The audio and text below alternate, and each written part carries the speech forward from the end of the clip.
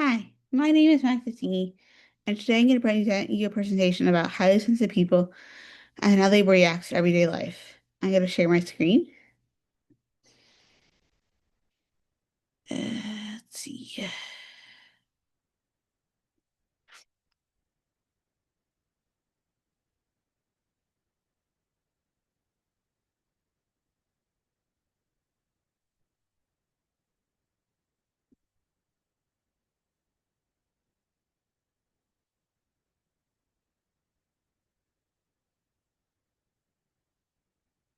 Okay, so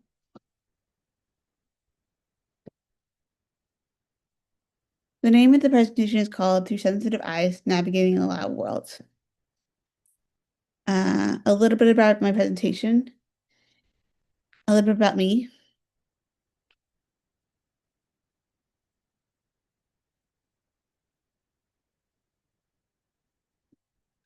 Questions I'm going to go throughout the presentation, a little bit about me. Hi, my name is Maxine, and I run a business called Empathetic Mental Health Coach. And I'm a certified mental health coach trained by an app called Headspace. In this course, I learned how to help people with life challenges, create goals, and find ways to create peace in stressful lives. Through my business, I hope to help my clients have a better understanding of how to live life as a highly sensitive person and find ways to cope with the very overwhelming world. One of the ways I've learned to cope with the overwhelming world is through dialectical behavioral therapy, also known as DBT. You will hear me throughout the presentation refer to this dialectical behavioral therapy as DBT. Before I start the presentation, I wanted to share this poem of how I felt as a highly sensitive person over the last year and a half since moving to Atlanta. I could finally smile again. As the yellow red leaves came off the brown branches, I found myself becoming steadily solid, walking through the lush park, not knowing for sure where I was, but I kept walking steady pace until I found my way looking up at the yellow red leaves coming off the brown branches. I picked up one of the yellow red leaves off the brown branches and looked at it for a second, and I realized I was finally smiling again. After seeing like almost a year of crying black tears, I was sitting in a dark room, not sure when I would stop crying black tears, until one day the yellow red leaves came off the brown branches. As the yellow red leaves came off the brown branches, I saw a blue light coming upon my brown eyes. As I felt a pink smile envelop my lily leaves, only knowing that I felt a gold light coming upon this very dark period in my life. I no longer felt like I was reaching for the next station, for the next place to walk instead. I was walking along a steady pace, putting a leaf inside my hand, noticing that a pink smile was bright, exuberant, almost lush, like I could finally stop feeling my feelings. I could finally feel my feelings, how anger turned into happiness, and how my smile would go on and on, as I sat laughing with my friend Becca on Saturday afternoon, noticing how his leaves on my brown branches began to fall. I noticed I was smiling again. I felt somehow completely different than I felt last year. This is just a poem I wrote about how I felt from this year to last year. Based on moving from Florida to Atlanta, I had a lot of mental health challenges that I was going through, along with being in grad school online, which was very stressful. So I just wanted to share that with you. Now I'm going to talk a little bit about my journey. So these are some of the bullet points that I'm going to talk about in my journey. And when I was in my late 20s, I started getting blasting migraines every day. I went to feel like a million different doctors trying to find the answer, but no one could figure out what was causing them. Eventually, I began to realize my body was reacting to stress and anxiety. My emotions were in overdrive, and for a while, I thought that meant something was wrong with me. But then I started to understand my sensitivity wasn't a flaw. It was actually a sign of how deeply I experience life. It means I am empathetic. I feel things deeply. I notice the emotions of others, sometimes even before they do. And that allows me to connect with people in a really meaningful way. Do you feel emotions more than other people? Are you a highly sensitive person? Have you ever felt physical pain from being stressed or anxious?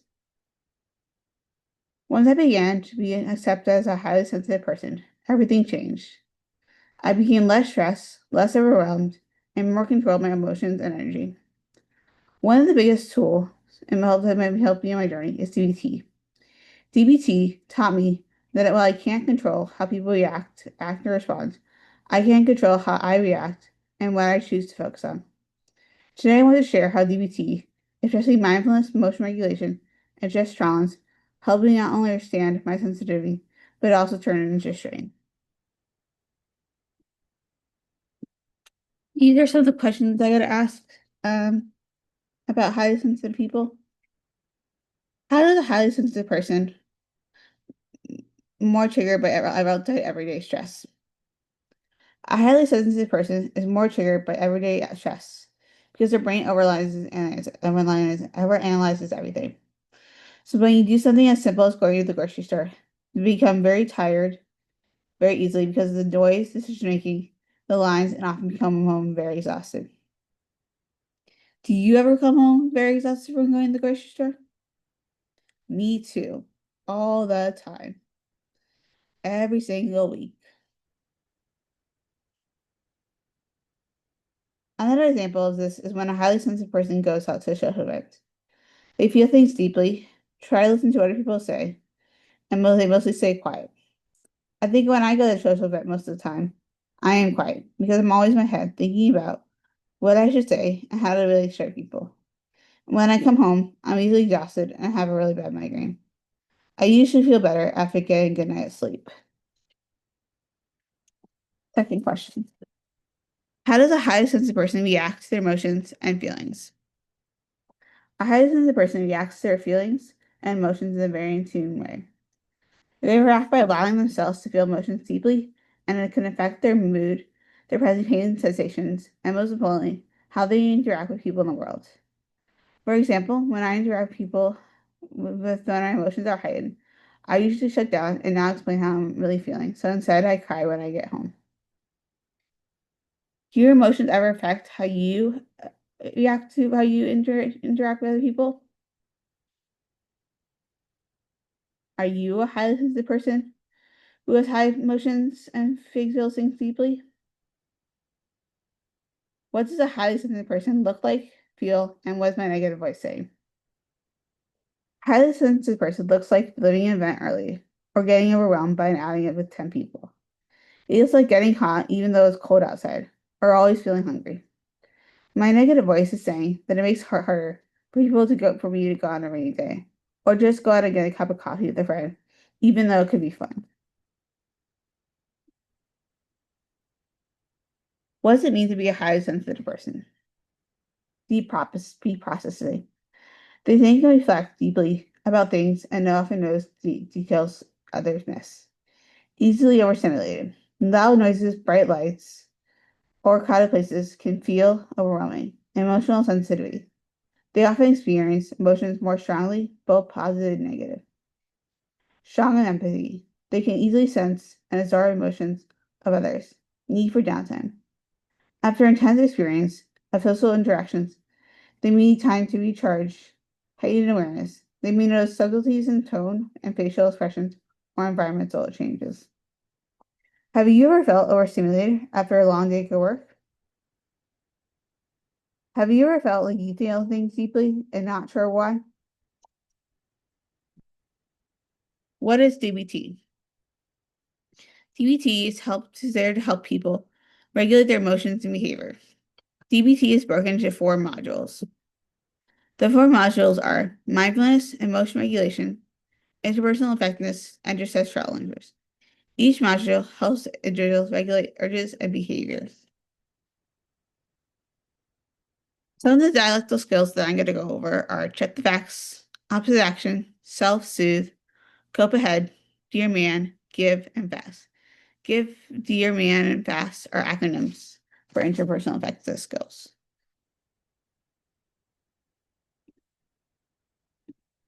What is check the facts? When you check the facts, you ask questions who, what, where, when, without the why. Why is an emotional question, and when you ask why, you're not being logical. For example, let's say you get angry because you're stuck in traffic. The who is I am stuck in traffic, trying to get home at 5 o'clock p.m. today. By analyzing the situation without emotion, it allows you to become more logical and enter wise mind. Wise mind is somewhere between emotional and logical mind. When I am in wise mind, I'm more able to calm down more easily, able to see through my feelings and think logical and find ways to cope ahead. On this slide, there's ways to do opposite action. The five main emotions are fear, anger, sadness, and happiness.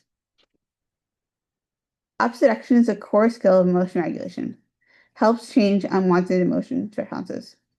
It is a way to help you do the opposite action urge you want to do. I'm going to walk through doing opposite action for sadness. It's one of the most vulnerable emotions for highly sensitive people. The action urge for when you are sad is to isolate, to stay in bed, avoid people, replay painful memories in your head. Here are some examples of doing opposite actions. If sadness urges you to isolate, reach out to someone. If sadness urges you to stay in bed, get up and move your body. If sadness urges you to focus on loss, do something meaningful and enjoyable. If sadness urges you to stop caring, take one small positive action toward your goals. And these are just a couple more opposite actions.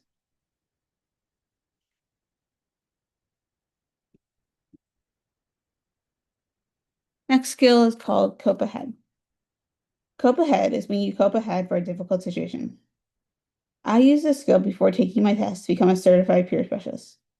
I coped ahead by listening to some upbeat music on way there, and once I got there, I looked at my study and guide and stayed focused. After the test, in order to relax, I went to go get an ice cream from my favorite ice cream place.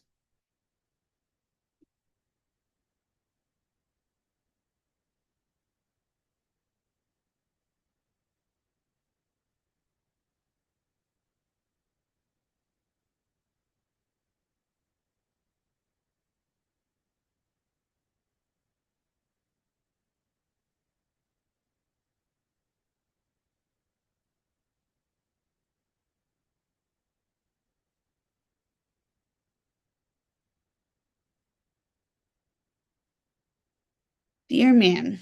Dear man is a skill you use when you want to express boundaries and to satisfy them.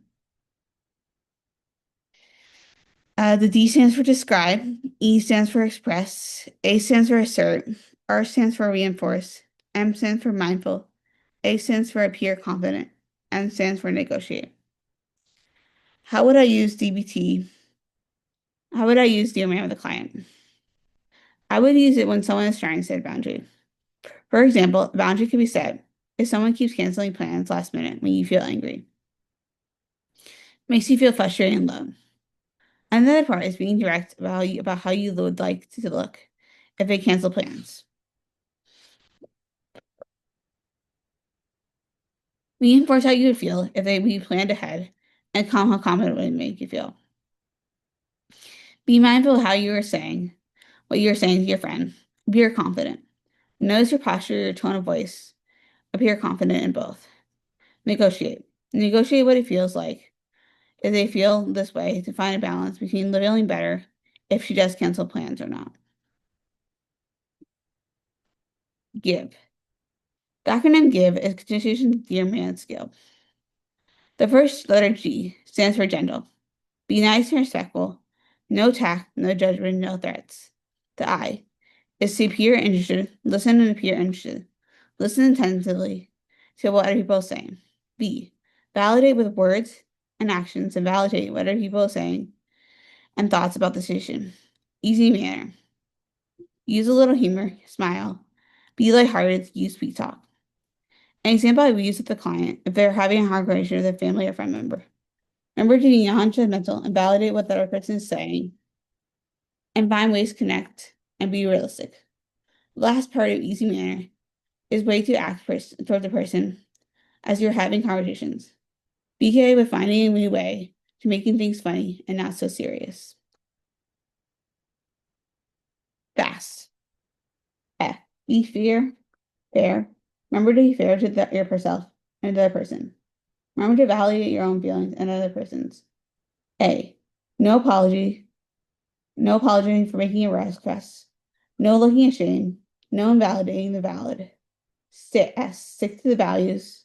Stick to your own stuff that your own values or integrity. The person that aren't very important. Be clear on what you get believe is more our values way of thinking and stacking your guns. B. Be truthful. Be truthful. Don't lie. Don't act helpless when you're not. You're not. Don't exaggerate or make up excuses. I would use a skill when my clients have when trying to have a difficult conversation around setting boundaries. This way, they're validating their own feelings and not apologizing. Part of being a high sensitive feeling person is knowing like that your valid feelings are valid, so that you must respect them and find ways to see if they allow you to live a life worth living.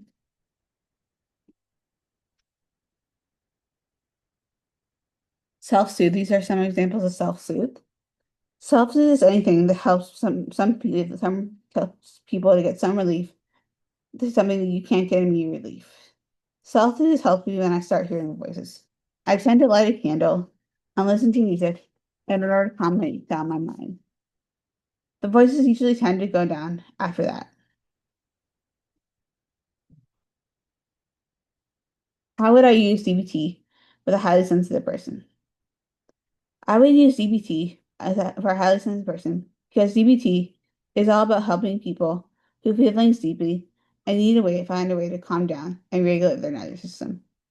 For example, when I have a tendency to get angry when dealing with traffic, I usually take a couple of deep breaths and listen to some catchy music in order to calm myself down and feel better about how traffic is affecting my overall mood.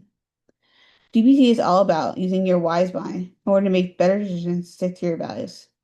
And an empathetic mental health coach, my goal is to help highly sensitive people stick to their values as someone who feels things deeply. If there's one thing you're going to take away from today's conversation, it's that being a highly sensitive person is a gift, not a flaw. It may seem like a flaw where we are taught as little kids to process our emotions, but nowadays, as I begin to become older and find ways to brace my emotions by learning DBT skills, I found the skills that I can feel things deeply and be okay with how I'm dealing with chronic pain. DBT is all about being okay with two facts at the same time.